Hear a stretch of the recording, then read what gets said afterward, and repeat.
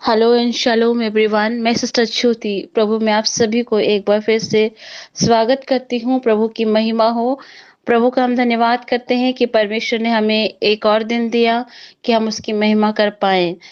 मेरे प्रियो, प्रभु का मैं लाख कोटि धन्यवाद करती हूँ कि इस समय परमेश्वर ने मुझे फिर एक वचन से आशीषित किया और उस वचन के द्वारा मैं आज आपको बताऊंगी कि आप जानिए कि आपके अंदर क्या है। आज का टॉपिक भी मैंने यही रखा है, जानो तुम्हारे पास क्या है। आज आप जानिए कि आपके पास क्या है। हालेलुया। मेरे प्रियो, अन्य भाषा में प्रार्थना करना जरूरी है। जिन जिनको अन्य भाषा मिला है वो लोग जरूर प्रार्थना करें, क्योंकि अन्य भाषा भी परमेश्वर का दिया हुआ दान है। मेरे प्रियो, आप कहेंगे कि सिस्टर ज्योति, यीशु मसीह भी अन्य भाषा से प्रार्थना तो नहीं करते थे? बहुत लोग पूछते हैं। पर एक बात बताओ, प्रभु यीशु मसीह के पास कोई कमजोरी नहीं थी, लेकिन हमारे पास लाखों कमजोरी है। इसलिए अन्य अन्य भाषा में प्रार्थना करना जरूरी है। फर्स्ट ऑफ ऑल मेरे प्रियो, खुश रहने की चाबी यह है कि कुछ चीजों को मत निहारो तो आप खुश रहोगे। कभी कभी हम लोग क्या करते हैं ना, उन चीजों को ज्यादा एक मैंने फोकस कर लेते हैं जिनसे हमें तकलीफ मिलती है। तो मेरे प्रिय, अगर आपको जिंदगी में खुश रहना है तो उन चीजों को इग्नोर कीजिए। हालेलुया। आइए मैं वचन से पढूं और परमेश्वर के कलाम के द्वारा मैं आपको बताऊं कि प्रभु आज हमें क्या बताना चाहते हैं। जिस तरह मैंने आपको टॉपिक में कहा कि जानो कि आपके पास क्या है।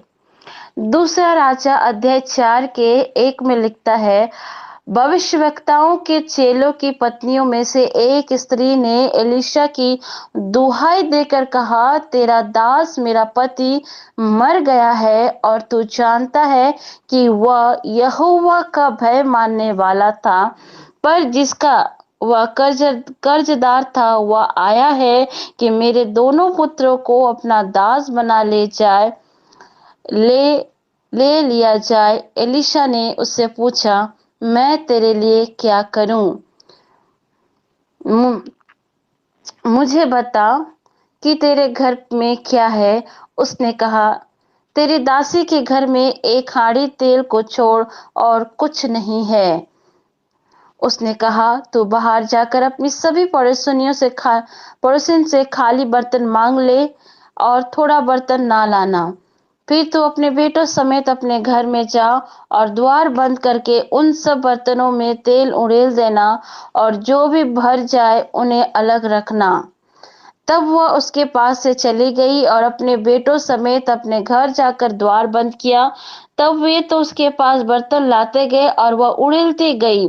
जब बर्तन भर गए तब उसने अपने बेटे से कहा, मेरे पास एक एक और भी है, ले आ। उसने उससे कहा, और बर्तन तो नहीं रहा। तब तेल रुक गया। तब उसने जाकर परमेश्वर के भक्त को यह बता दिया और उसने कहा, जा तेल बेचकर ऋण भर दे और जो रह जाए उसे तू अपने पुत्र सहित अपना निर्वाह करना। ये मैंने पढ़ा दूसरा राजा अध्याय 4 का 1 से लेकर 7 तक। हालेलुया। बहुत सारे लोग नहीं जानते हैं कि उनके पास क्या है।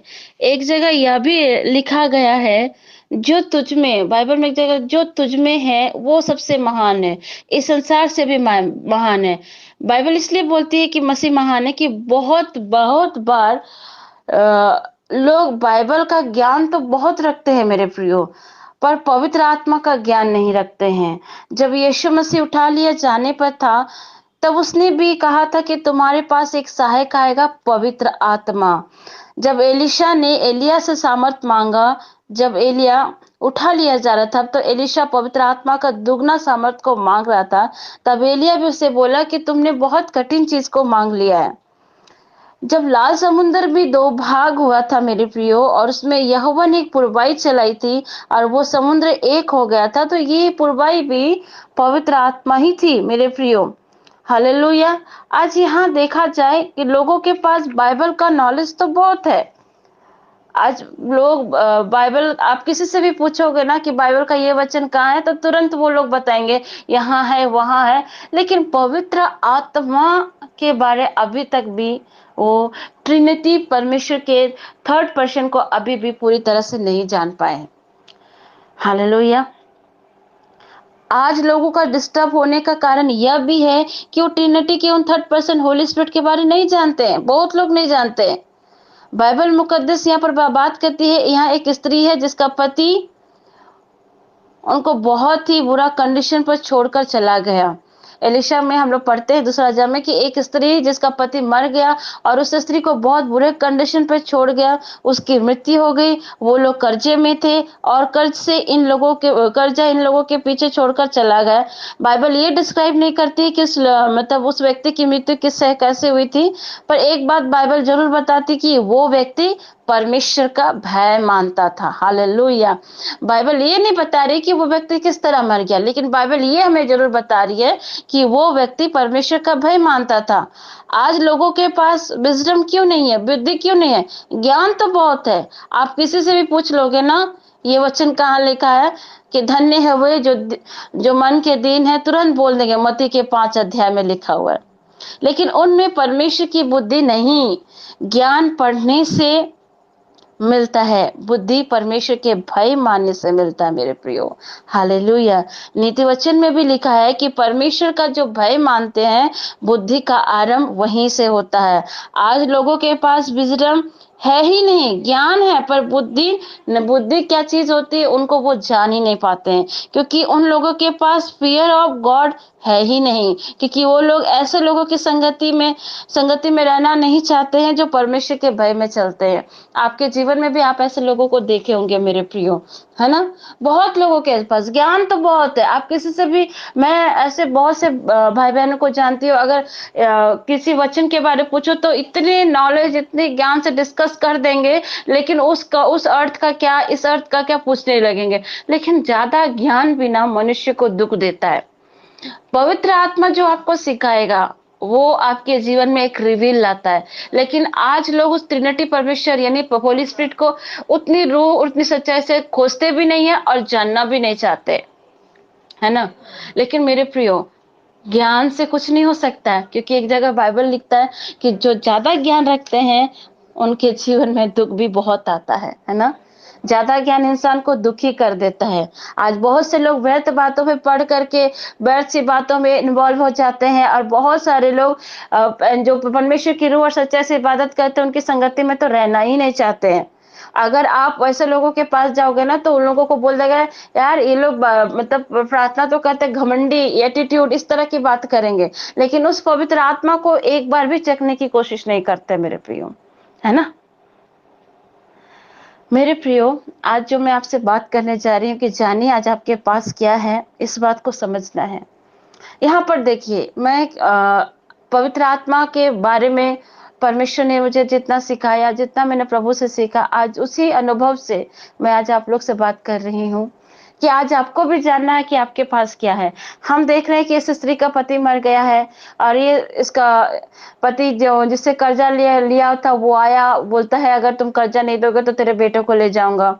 ये स्त्री जाती है एलिसा के पास और कहती है तेरा दास जो हम लोग को छोड़कर चला गया है, कर्जा में था। उसका वाइफ आकर बोलता है कि कर्जे के बदले में वो अपने बेटों को, जिससे उसने कर्जा लिया था, वो बेटा को मांग रहा था।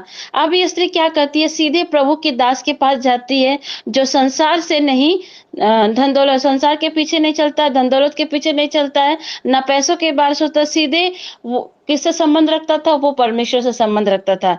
एलिशा सीधे परमेश्वर के पास संबंध रखता था।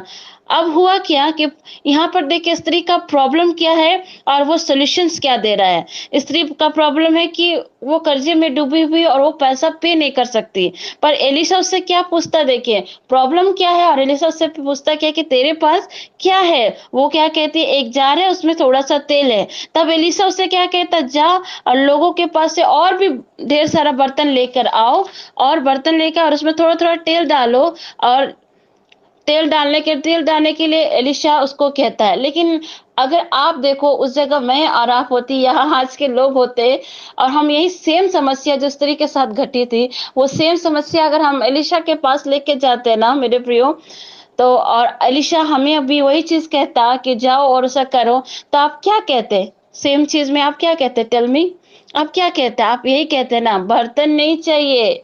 एलिशा से आप क्या कहते हैं? हम कर्जा में डूबे हुए हैं, हमें बर्तन नहीं, पैसा चाहिए। कुछ लोगों के पास इतनी ही बुद्धि होती है, क्योंकि वो लोग खुदा के पास ईमान रखने ही खुदा के पास ईमान रखने ही नहीं चाहते हैं। यहाँ पर देखिए स्त्री का प्रॉब्लम क्या था, कर्जे में डूबी थी, और यहाँ पर सॉल्यूशंस उसको एलिशा क्या कहता, तेरे पास है क्या?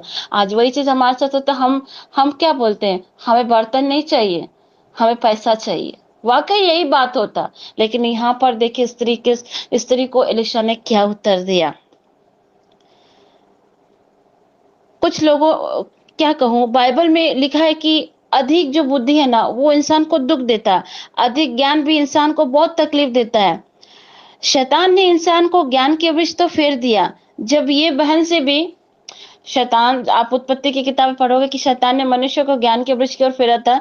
जब इस बहन से कहा गया था कि तेरी प्रॉब्लम क्या है, और सोल्यूशन उसके घर में ही है, लेकिन वो कर्जे में बेचारी डूबी थी। उस जगह हम भी रहते तो ऐसे ही डिस्टर्ब होते। पर उस स्त्री से एलिशा ने कहा कि जाओ और अपने घर के बर्तन में तेल को लगाओ। एलिशा ने उसको ये सॉल्यूशन दिया। आज हमें और आपको भी समझना है कि हमारे घर में कर्जा है, बीमारी है, बहुत सारी तकलीफें हैं, और जब हम प्रार्थना करते हैं और प्रभु के साथ चलने की बात करते हैं, जब हमारे जीवन में बहुत सारी तकलीफें आती है, मेरे जीवन में भी आई, हो सकता है आज आपके जीवन में भी आप जूझ रहे हैं, और ये महामारी के दौरान में तो बहुत लोग जूझ ही रहे हैं।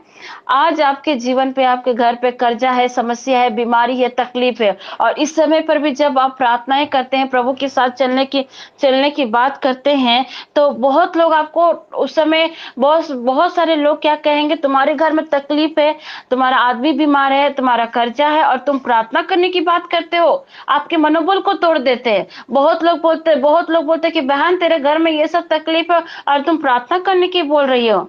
आपकी बुद्धि भी कभी कभी खुदा के रास्ते को समझने नहीं देती है मेरे प्रियो।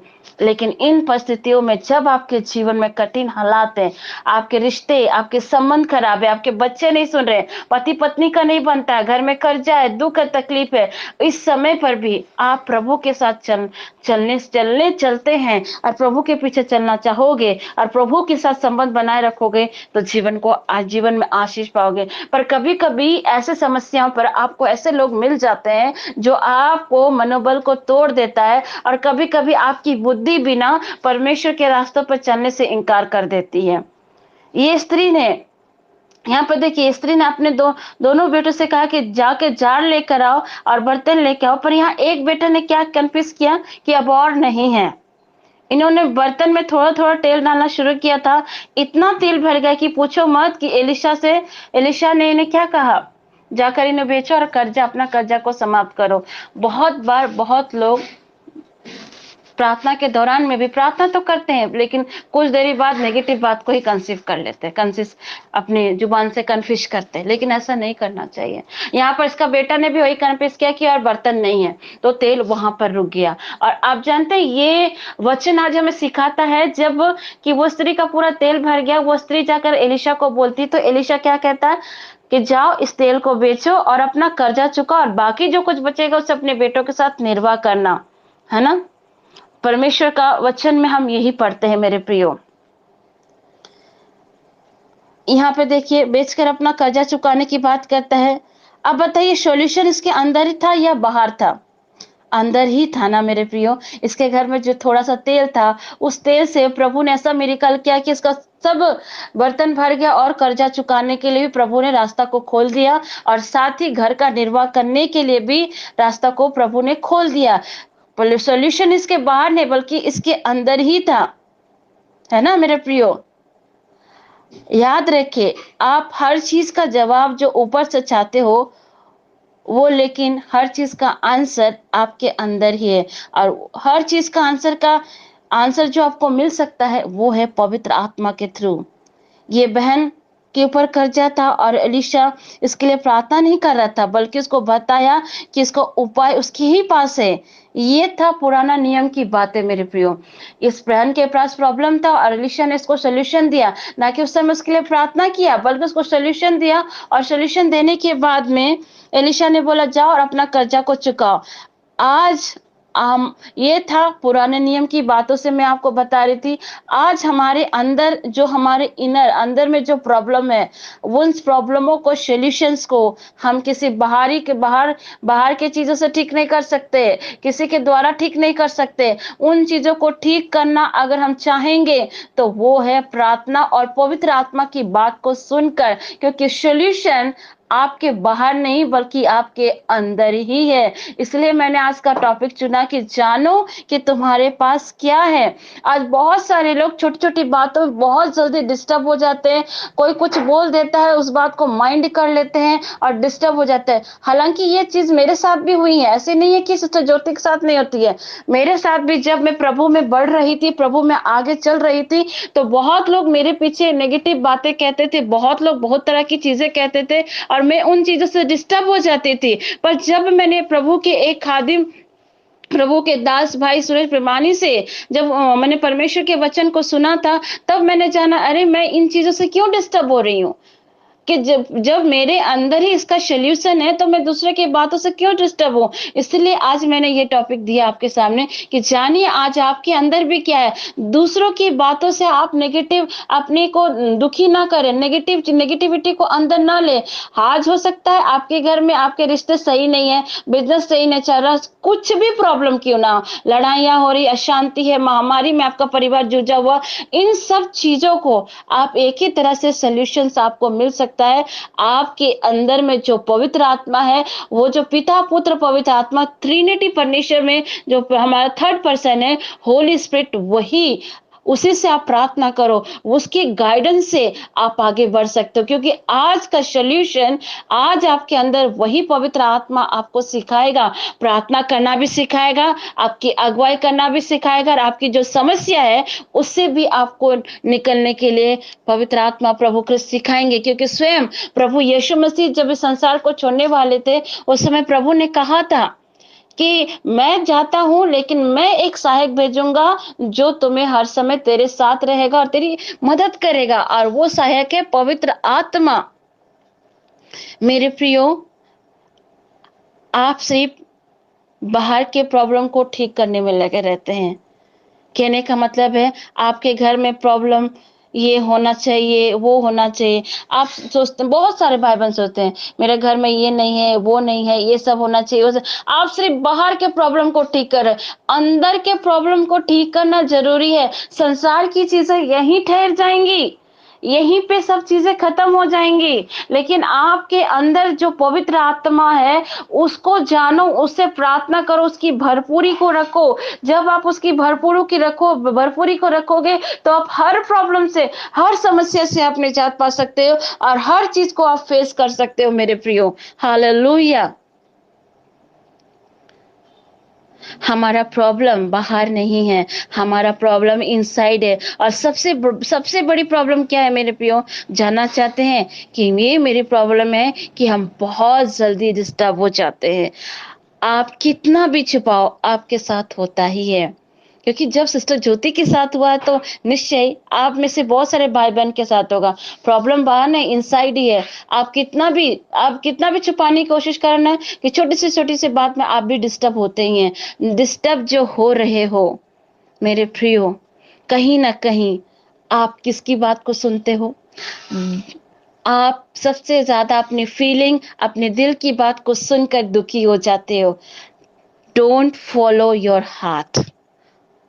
फॉलो करना है तो परमेश्वर की आवाज को फॉलो करो, फॉलो करना है तो पवित्र आत्मा की आवाज को फॉलो करो, फॉलो करना है तो प्रभु कृष्ण की वाणी को फॉलो करो। आप जब पवित्र आत्मा की वाणी को, पवित्र परमेश्वर की आवाज को फॉलो करोगे तो ये दुख कितनी भी क्यों ना आ जाए, ये सब चीजों को आप परमेश्वर के साथ रहते हुए पार कर पाओगे मेरे प्रियो। आज बहुत सारे लोग दुखी क्यों हो? क्योंकि वो follow in heart feelings, emotions, फालतू बातों में, इन सब चीज़ों में अपने आप को डिस्टर्ब करते हैं और दुखी हो जाते हैं मेरे प्रियो। परमेश्वर का वचन एक जगह कहता है कि हृदय सबसे अधिक धोखा देने वाली वस्तु है और शैतान भी सबसे अधिक धोखे दे शैतान भी हमारे मन की बातों से, हमारे इमोशन को देख के हमें और भी दुःख देता है और उन चीज़ों को हमारे विचारों से वो पकड़ लेता है और उस विचार को शैतान क्या करता है, घुस कर हमें पागल कर देता है और हमारे हृदय के अंदर जो पवित्र आत्मा की आवाज़ है उसको सुनने ही नहीं देता है। मेरे प्रियो, आज अपने फीलिंग्स को एक्साइट करो, इमोशन को एक्साइट करो और फॉलो करो पवित्र आत्मा की आवाज को। जब आप अपने अंदर से पवित्र आत्मा की भरपूरी को रखोगे, पवित्र आत्मा की आवाज को सुनोगे और उस पवित्र आत्मा की आवाज को आप फॉलो करोगे ना, तो आपके जीवन में कितनी भी बड़ी समस्या क्यों ना आए, आप इन सबों से विजय प्राप्त कर जाओगे। हालेलुया। जिस तरह उस स्त्री का सॉल्यूशन बाहर में नहीं था, उसके घर के अंदर था, ठीक उसी तरह आज आपकी भी समस्या का सॉल्यूशन बाहर में नहीं बल्कि आपके अंदर स्वयं पवित्र आत्मा है। क्यों प्रभु ने कहा कि तुम्हारा देह परमेश्वर का मंदिर है। जब हमारा देह परमेश्वर का मंदिर है तो निश्चय प्रभु हमारे अंदर ही वास करता है।